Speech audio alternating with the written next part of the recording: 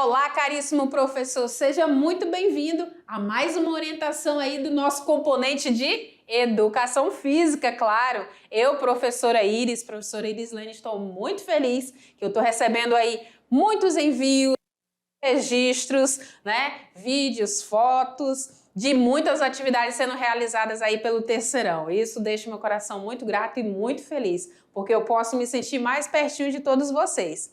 E hoje nós temos aí a orientação da nossa aula de número 11. O que a gente vai ver nessa aula de número 11, nessa orientação de número 11, né, prof? Então dá uma olhada agora no nosso slide. Olha lá o que a gente tem nesse slide. Então, na nossa orientação aqui de número 11, olha lá, o que tem nela aí? Isso, 11.3. Nossa temática foi sobre o que mesmo, prof? Foi sobre a obesidade. Deixa eu voltar aqui, ajeitar meu passador, isso, meu marcador aqui, sobre a obesidade e avaliação física na escola, certo? Te lembro que esta aula ela tem 3 etapas, né? Muito distintas, que se somam e contribuem aí para a aprendizagem do nosso estudante. No primeiro momento temos aí a aula 11.1, onde nós trabalhamos aí a parte conceitual, né, toda a parte de conteúdo. Na sequência, eu trouxe aqui a revisão desse conteúdo e a correção dos exercícios. E agora, para esse momento, nós temos a 11.3, onde nós temos a prática. Para que a gente consiga realizar isso tudo, temos aqui uma duração aí de 35 minutos para essa aplicação, certo? Mas você vai poder observar e aplicar aí conforme a realidade da tua escola e dos teus estudantes, ok? Muito bem. Dentro disso tudo, qual a habilidade para essa aula, para essa orientação de hoje? Então, o nosso estudante, ele poderá aí diferenciar os tipos e também as características e etapas de uma avaliação física, tá? Relacionando aí a aplicabilidade e a anamnese, ok? O índice de massa corporal também e o gasto energético diário para esse acompanhamento desse estado nutricional e também desse indivíduo, certo? Então, basicamente, esta é a nossa habilidade para essa orientação de hoje. Te lembro que nós temos aí um trabalho numa sequência didática muito importante, que é essa sequência aí que eu te falei, que são distintas, né, mas que contribuem muito, né, que somadas aí contribuem muito com a aprendizagem do nosso estudante. Onde no primeiríssimo momento trabalha-se aí a contextualização da aula com um tempo de 5 minutos, certo? Na sequência, eu tenho aí mais 25 minutos para que você consiga conduzir as atividades propostas e os nossos estudantes possam vivenciar, possam colocar em prática aí essas atividades, ok? Para finalizar, eu trago aí essa reflexão, esse questionamento, né, as respostas que podem surgir, né, algum questionamento que surgiu lá no início, eles podem ser respondidos aqui, né, dentro desses 5 minutos finais. Te lembro sobre as abordagens, né? Então, dentro dessa nossa aula, dentro dessas aulas, aliás, trabalha-se abordagem conceitual, abordagem procedimental e abordagem atitudinal, ok? Muito bem. Relembrando aqui todo esse processo, né, de aprendizagem com o nosso estudante. Então, ele aprende a conhecer, ele aprende a fazer, ele aprende a conviver, ele aprende a ser, que é o momento tão esperado que a gente aguarda com tanta euforia, né? E quando a gente verifica que o nosso estudante ele está aplicando no seu dia a dia, está levando para a sua vida, está levando para o seu projeto de vida, a gente acaba ficando mais feliz, né? Porque ele está encontrando o sentido e a importância aí dessa aplicabilidade da aula, certo? Muito bem. E aí, para essa orientação de hoje, eu trago como sugestão aí de materiais a utilizar a utilização de cartolina, de A4, de um papel grande, de caneta, hidrocor, canetinhas, de recorte de imagens, de régua, de revista, de tesoura. além de um espaço físico, né, adequado, espaço aberto, uma quadra, uma sala, certo?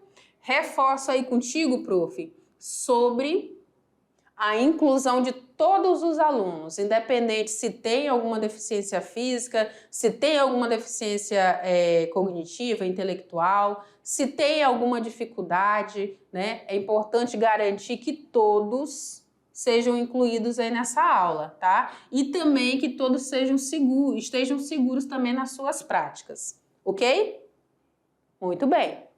Para a gente conseguir organizar essas atividades propostas, é importante a gente observar alguns pontos. O primeiro, como eu já mencionei contigo, será sobre o espaço e os materiais que vão ser utilizados nessa prática. E o outro, muito importante, é sobre essa visualização das aulas anteriores, né? A aula 11.1 e 11.2, que vão dar base, que vão dar contexto aí para esse momento da prática da 11.3, onde o nosso estudante consegue fazer essa relação entre a teoria e também entre a prática dos conteúdos trabalhados, certo? Sem mais delongas, entramos agora no momento dessa roda inicial. E nessa roda inicial, a abordagem aqui será a abordagem conceitual, dentro de um tempo de 5 minutos. Então, o nosso estudante, ele vai estar aqui, ó, nesse primeiro pilar, que é o pilar do conhecer. E aí, nesse pilar do conhecer, como que eu trabalho tudo isso, né? Que propostas que eu posso trazer aqui?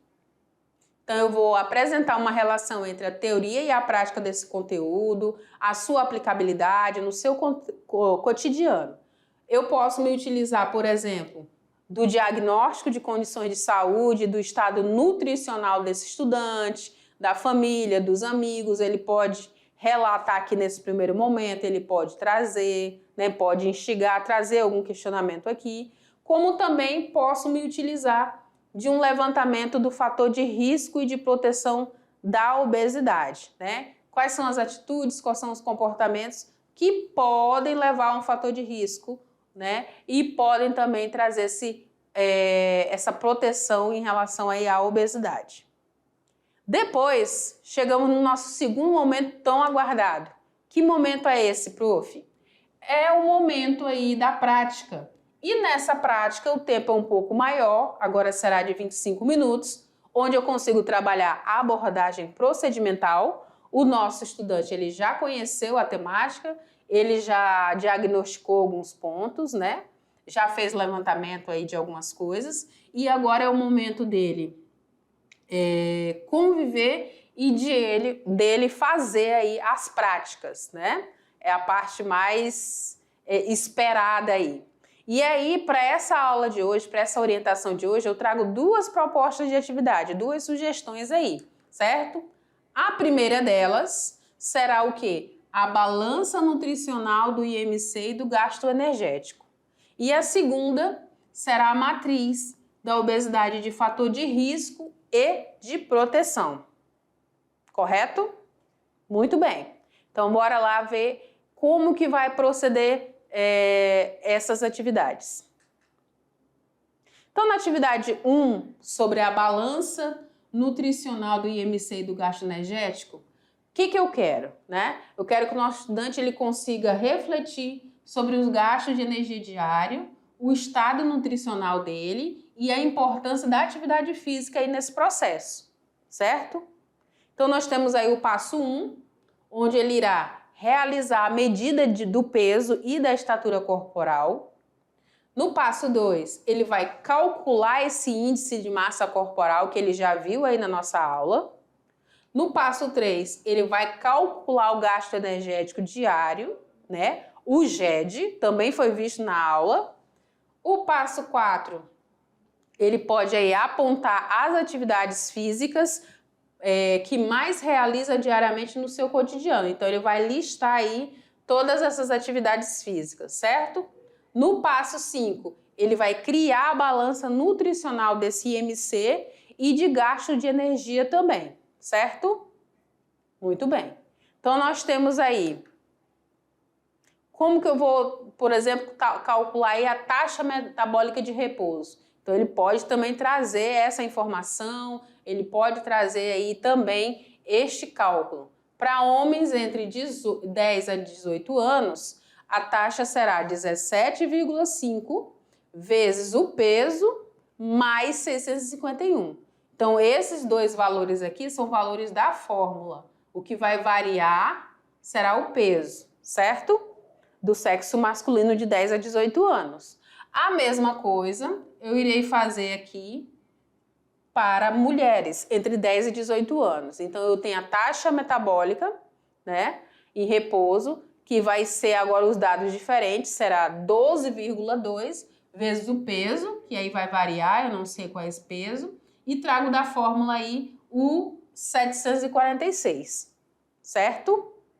Muito bem. Faço aí essa reflexão sobre os tipos de balança energética e o seu impacto. Então, eu tenho aí ela trazendo aí a questão do déficit calórico, né? Da perda de peso na primeira parte da tabela. Depois eu trago uma outra que é de manutenção calórica, onde eu mantenho o peso e está equilibrado aí as calorias, né? A primeira eu tenho valores mais negativos e depois na segunda eu tenho mais neutralizado porque está em equilíbrio.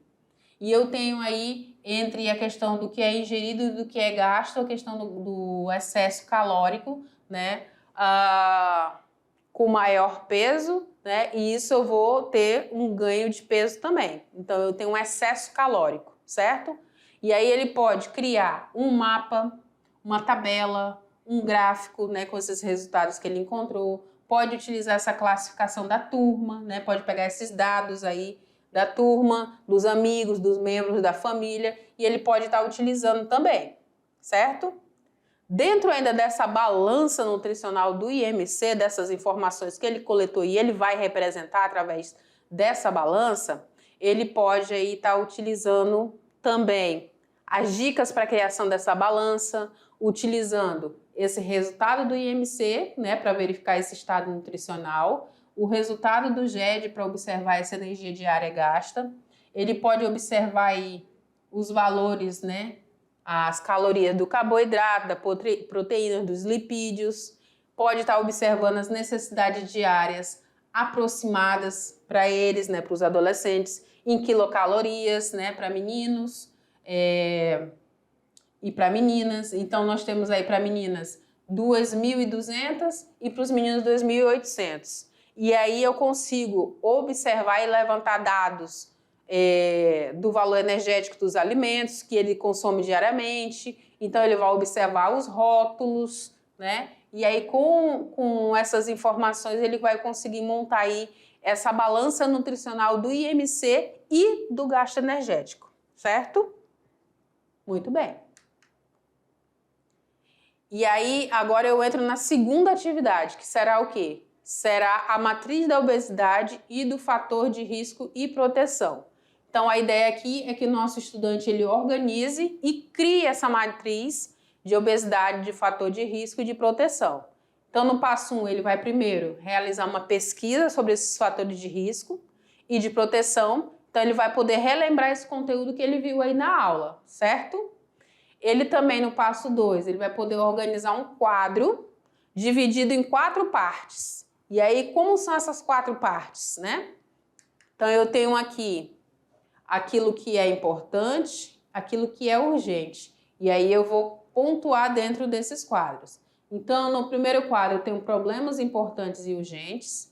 No segundo, aqui abaixo, eu tenho problemas urgentes, mas não importantes. Eu tenho 3 problemas importantes e não urgentes. E eu tenho 4 problemas de importância e sem urgência.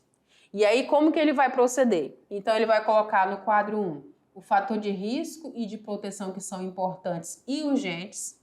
No quadro 2, aqui embaixo, ele vai poder se utilizar, dentro dessa pesquisa que ele fez, dos hormônios que são urgentes, mas não são importantes. Por exemplo, no quadro 3, ele vai poder colocar o fator de risco, né? e a proteção não urgente.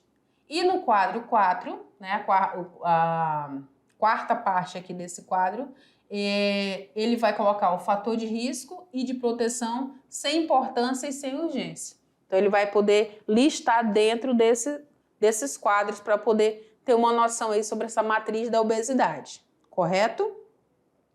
E aí ele pode observar, por exemplo, o sedentarismo, a alimentação rica em gordura, a atividade física regular, o colesterol elevado, a alimentação rica em frutas, em hortaliças, em legumes, os exames clínicos de rotina. Então, ele vai poder utilizar essas informações também para colocar lá dentro, certo? Ele pode se utilizar aí da atividade física, da nutrição, do estresse, do comportamento preventivo, dos relacionamentos, para ele conseguir preencher aí essa tabela, esse quadro aí, né, da matriz. E aí, dentro dessa proposta da adequação, da criação dessa matriz, organização e criação, ele vai poder envolver os colegas, vai poder envolver aí os integrantes da família, né? E, claro, fazer o registro dessas etapas das atividades aí, te encaminhar, prof, e você me encaminhar para que eu possa acompanhar o desenvolvimento, certo? Lembrando que, prof, olha só, vem aqui comigo antes de eu passar para o próximo quadro. Essas atividades propostas para trabalhar essa temática, elas podem ser adaptadas, adequadas, conforme a realidade aí do estudante, né? Conforme a realidade da tua escola. Então, se você percebe que alguns materiais vocês não têm acesso, ou o estudante não tem acesso, mas dá para utilizar outros, fique à vontade para fazer essa troca, certo? Alguma atividade dá para ser mexida, para ser adaptada, mas sem perder o foco da habilidade, que é o que eu sempre trago para você no final da aula, né? Não perdendo aí o foco da habilidade da aula que se deseja. Então, no momento oportuno, se precisar adequar, substituir, fique à vontade, ok? Maravilha. E aí, o que a gente tem mais aí? Entramos agora, né? Pega o aviãozinho e voa. Entramos agora no último momento, que é o quê? É o momento do ser, né?